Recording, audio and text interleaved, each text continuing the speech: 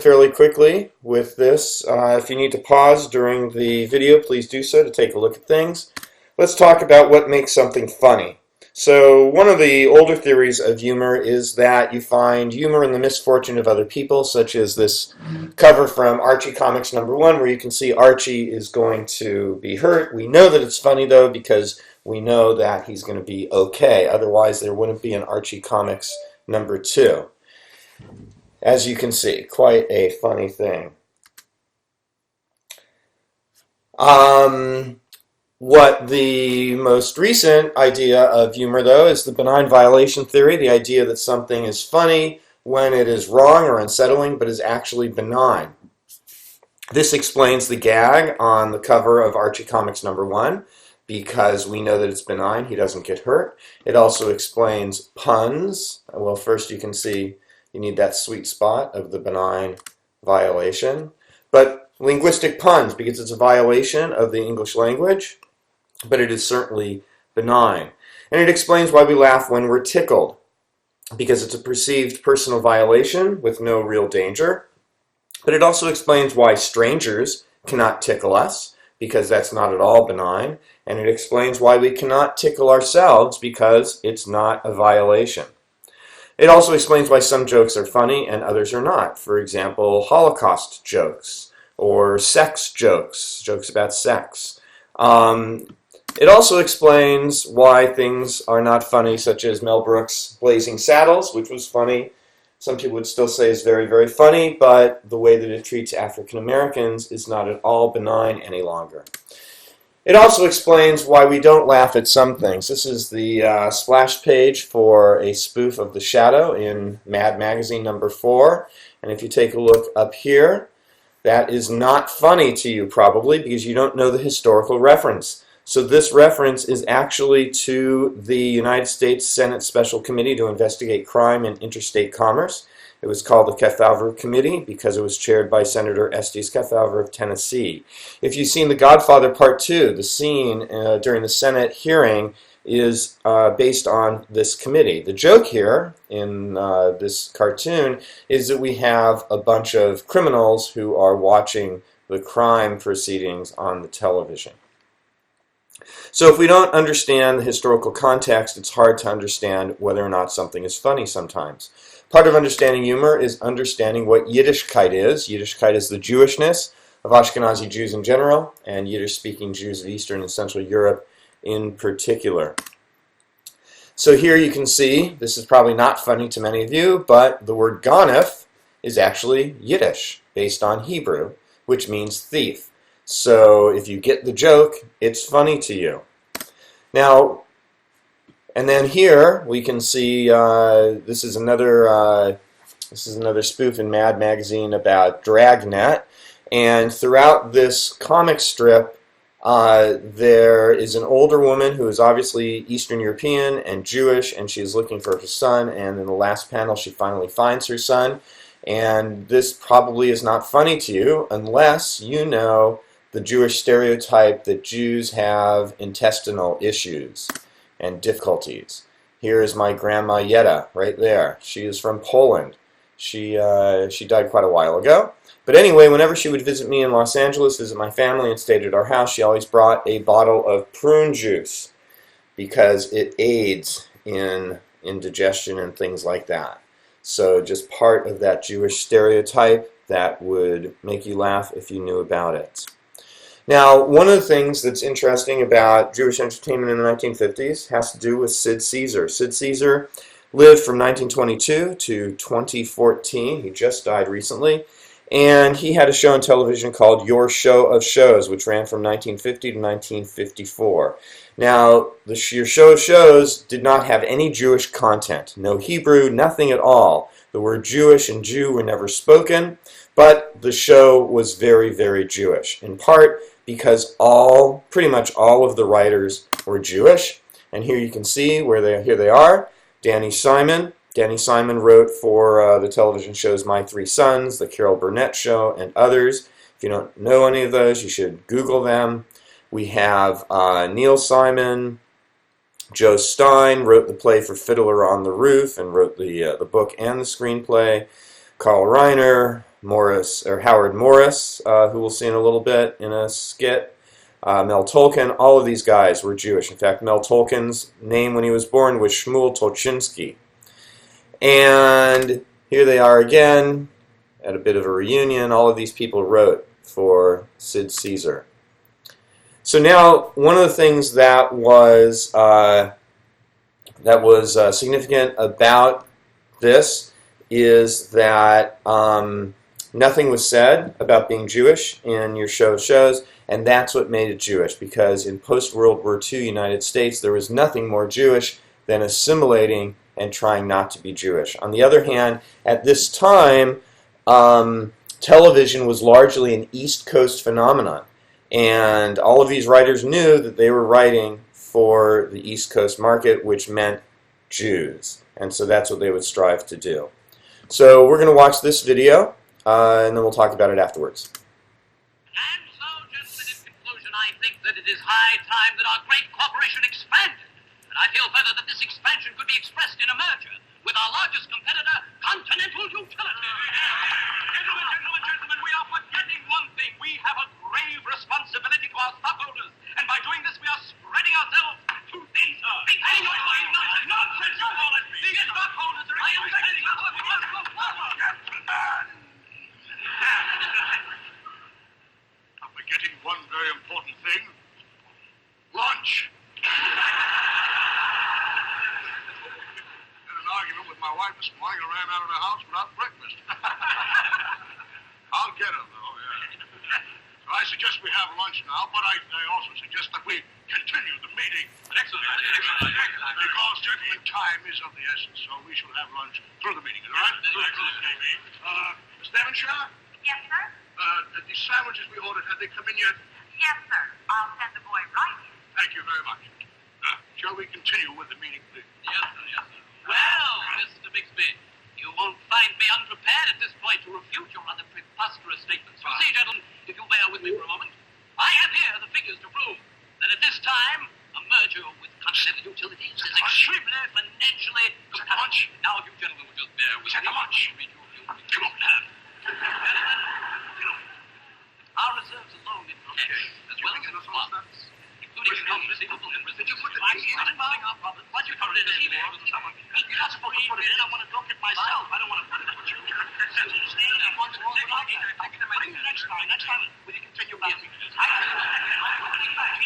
don't want the cream out. Sugar. The sugar is something, but you put the tea in the bag. I don't understand why you're in the bag. I want to feel the bag. Will you tell them the next time not to have the tea in the bag? Yes, I don't know. We'll continue back.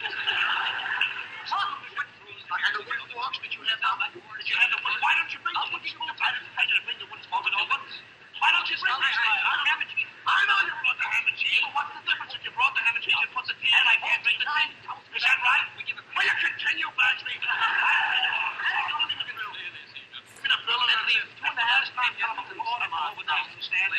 Now, just $6.20 for this. We cannot sit and mildly accept all the $7 for this matter. Remember, but there are times we want an order, we want it right. You understand? Yes, right. That's what I want to understand. Now, gentlemen, we stop babbling. We got to watch. Mr. Jackson, I believe that we should pay for our own lunches. No, boys. Boys, this one is on me. No, we pay for our own. Gentlemen, if you insist. We do that. We do. That'll be $5 a head.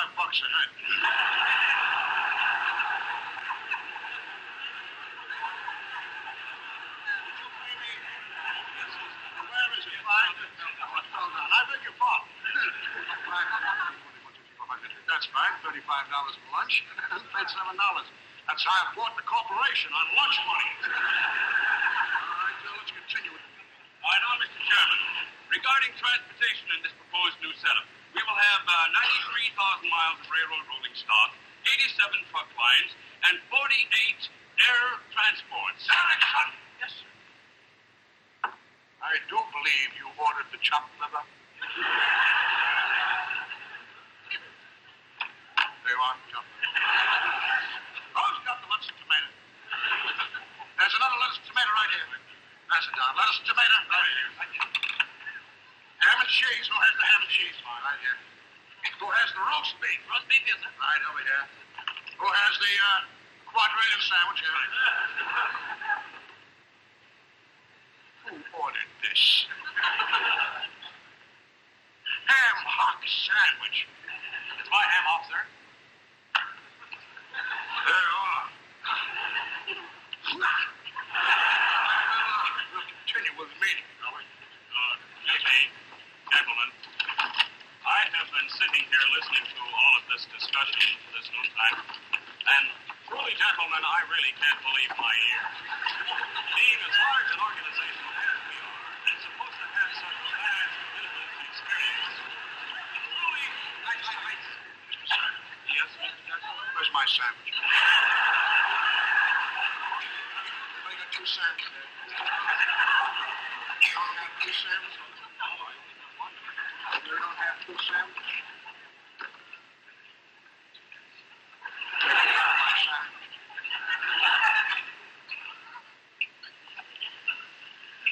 Miss Devonshire, Yes, sir? where in the wide world is my bacon and raisin sandwich? You call that luncheonette and tell them I want it up here immediately. I'm starving. Yes, sir.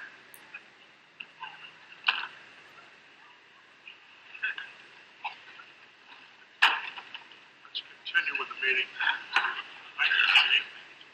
Now, gentlemen, as I was saying, as large a corporation as we are, and supposed to have such wide business experience, we seem to have forgotten one most important factor.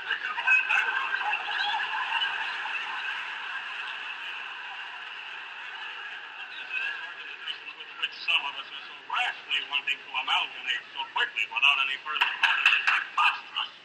Simply preposterous. Order 9 sandwiches and you only get 8. Let's continue with the meeting, shall we? Once again, gentlemen, let me say that I am not unprepared at this juncture.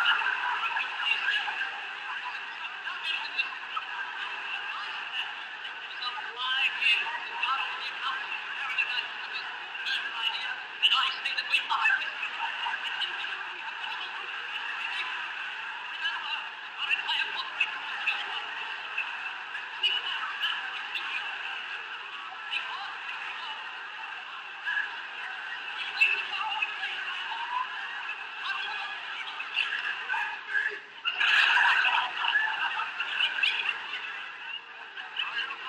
Gulp that entire pickle.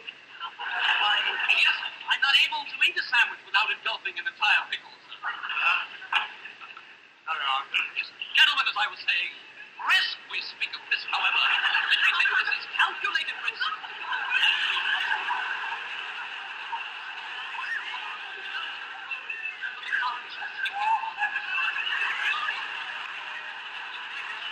The ups and downs of the business market, gentlemen, this is something we must.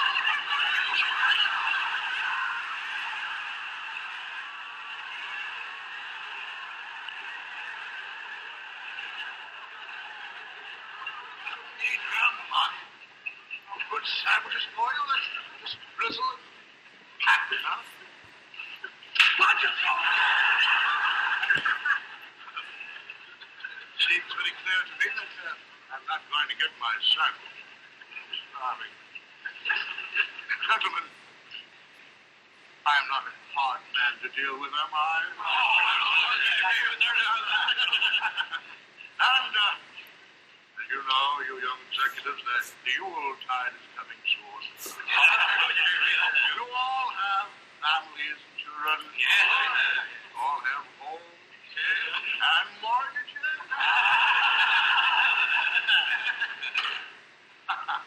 And you know that the Christmas bonus is coming pretty soon. Now, who owns 51% of the stock? You do, Mr. Jackson. You do. You do. And I think I should have 51% of the sandwich.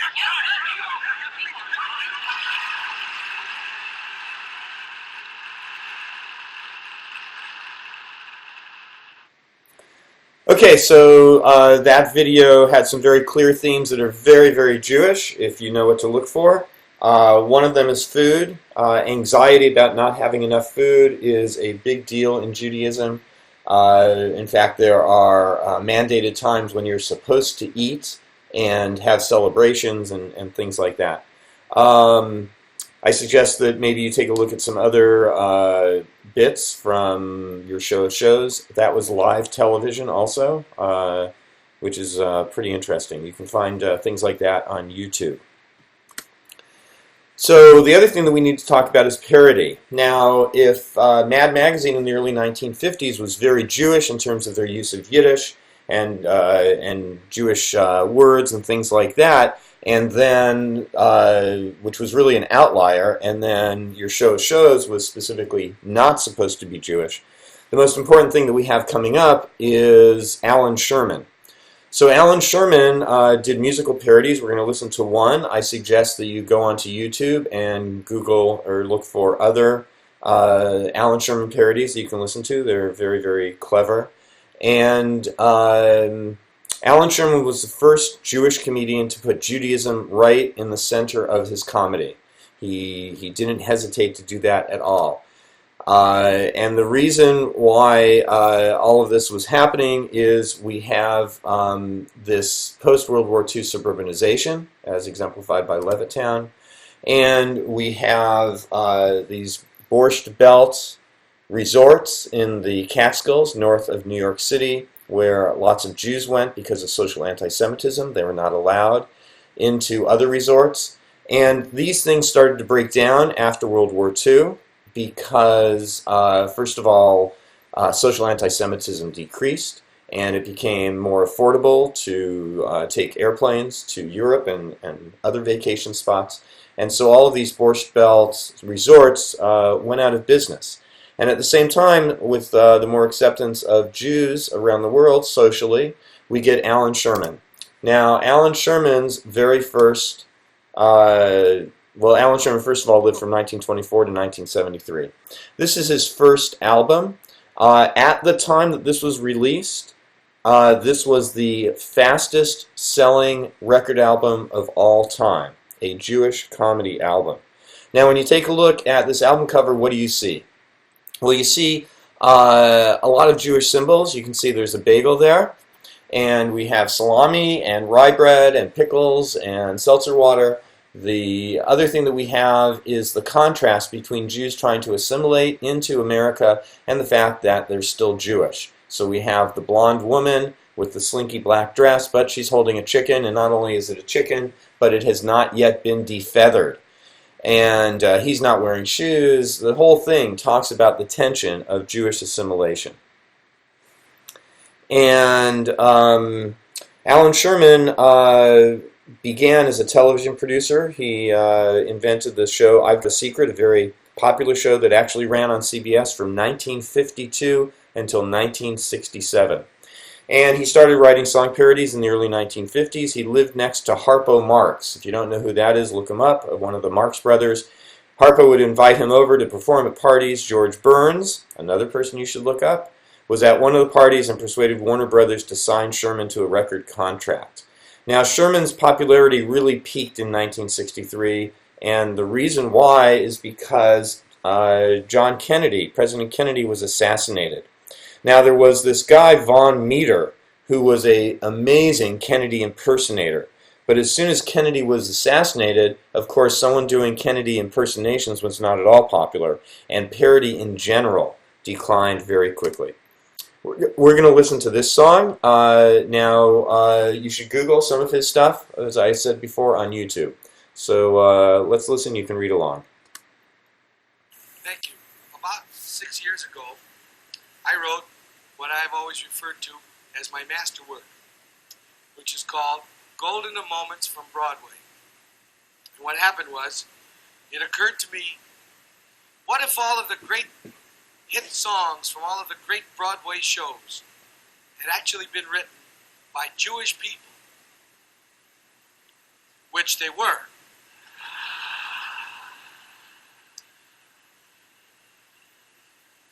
So I rewrote some of them in that fashion, and the one I'd like to sing for you now, I stole from a typical Jewish composer named Meredith Willson,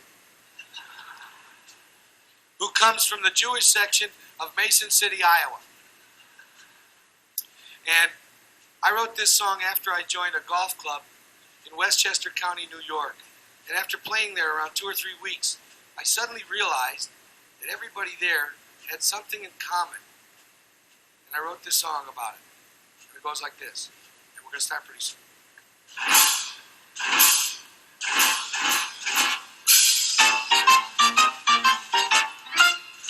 76 sal cones in the country club, and 110 nice men named Levine. And there's more than 1,000 finks who parade around the links. It's a sight that really must be seen. 76 sal cones lead the big parade, with 109 Irv Kleins right behind. But the loveliest men I've known are the men they call Sal Cone at that good old country club of mine.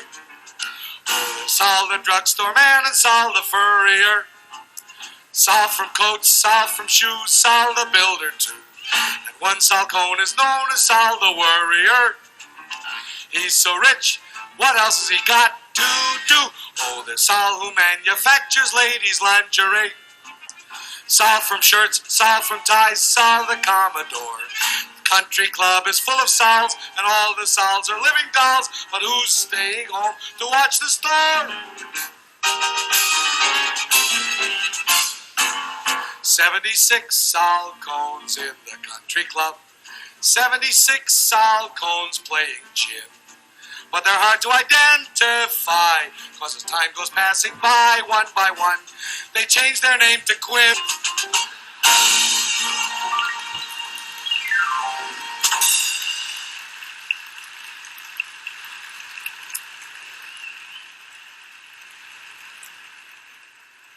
So this is obviously a song about assimilation. We have all of these Jews. They have the traditional Jewish professions, being in the shmata business. Shmata is Yiddish for rags, so they're basically all in clothing. And then they change their name because that's what you do to assimilate into the United States. Let's talk for a few minutes about Mel Brooks. Mel Brooks was born in 1926. The big trivia about him is that he is one of only 11 people who have won an Academy Award, an Emmy Award, a Grammy Award, and a Tony Award. If you don't know what any of those are, you should look them up. Let's take a look at a scene from Blazing Saddles.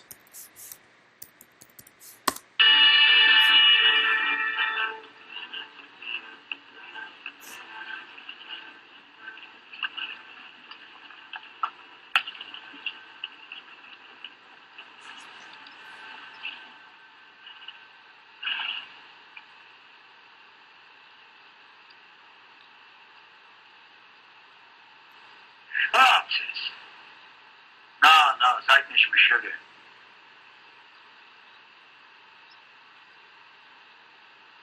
Rosenstein! Got the war. It's all right. Thank you. Thank you. Thank you. Wie gesehen. Take off.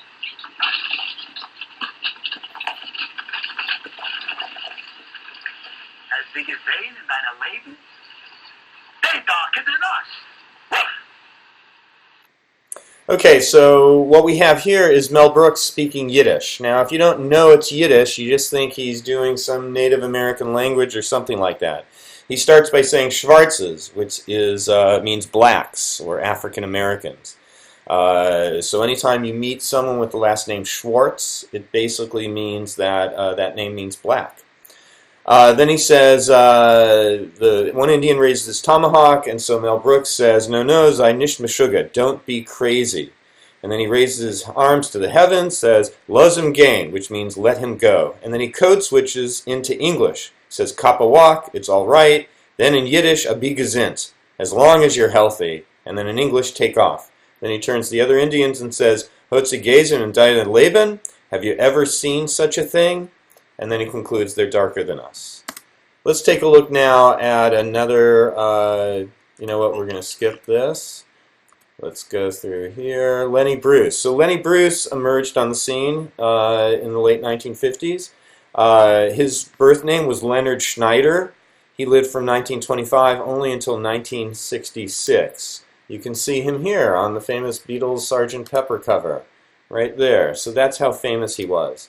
So here's a little short clip from the Steve Allen show. Now basically Steve Allen, we're not going to see this part, but he introduces it by saying that whenever they have a comic on, they always get mail from people who are upset. So they decided that on the Steve Allen show, they're just going to have, once a month, a comic who's just really offensive, that they're just going to get lots of letters about. So here is Lenny Bruce on the Steve Allen show. Here is a very shocking comedian, the most shocking comedian of our time, a young man who is skyrocketing to fame, Lenny Bruce.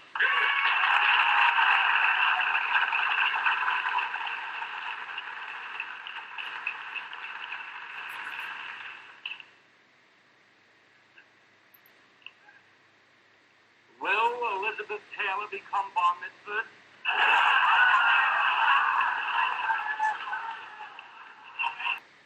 So Lenny Bruce is Jewish, and you might not understand that joke. First of all, you need to know who Elizabeth Taylor is, so stop the video and look her up.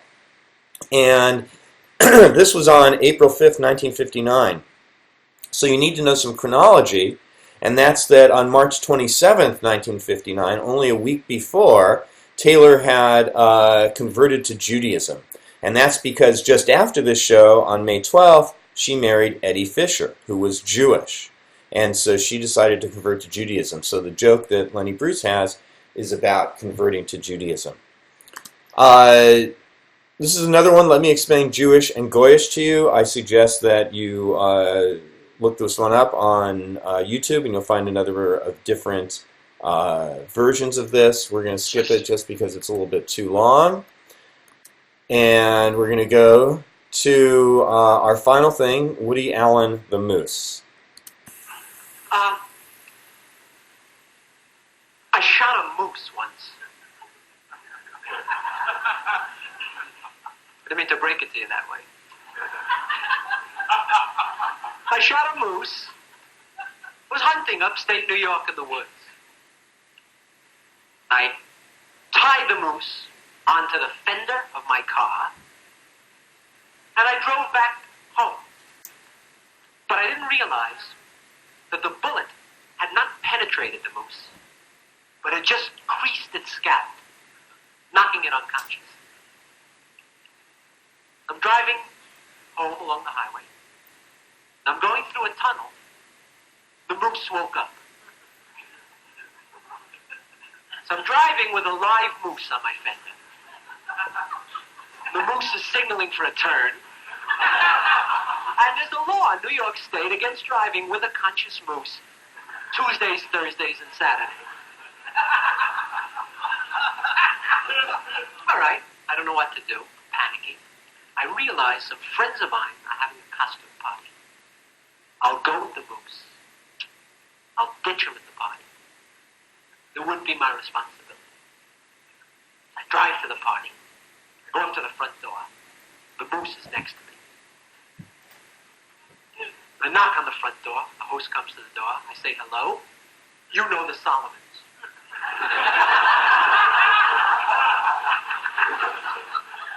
We go in. The moose starts to mingle. Goes to the buffet table. Some guy tries to sell him insurance. The moose is doing great, meanwhile, you know. He scored. 12 o'clock comes. They judge who's got the best costume of the night. First prize goes to the Berkowitzes. A married couple dressed in a moose suit.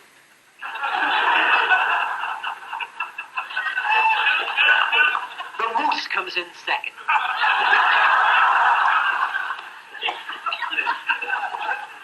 The moose is furious. He and the Berkowitzes lock antlers in the living room.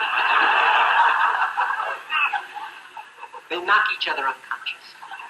Now I figure I'll get rid of them for good. I pile them on the fender and speed up to the woods. I got the Berkowitzes.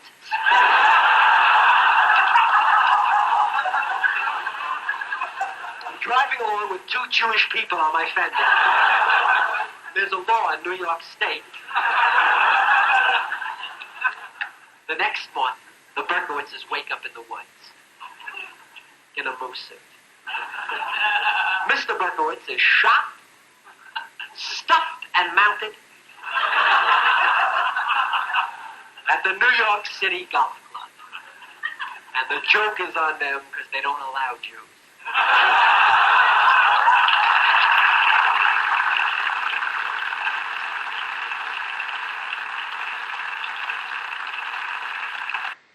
Okay, so Woody Allen is Jewish. It's obviously a Jewish joke. You know, he goes to this party with Jewish names.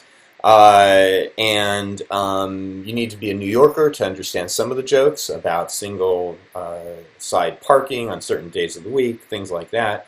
But then the punchline is about social anti-Semitism. That there are clubs, golf clubs, and country clubs that do not allow Jews. They're called restricted clubs. Not so many exist anymore.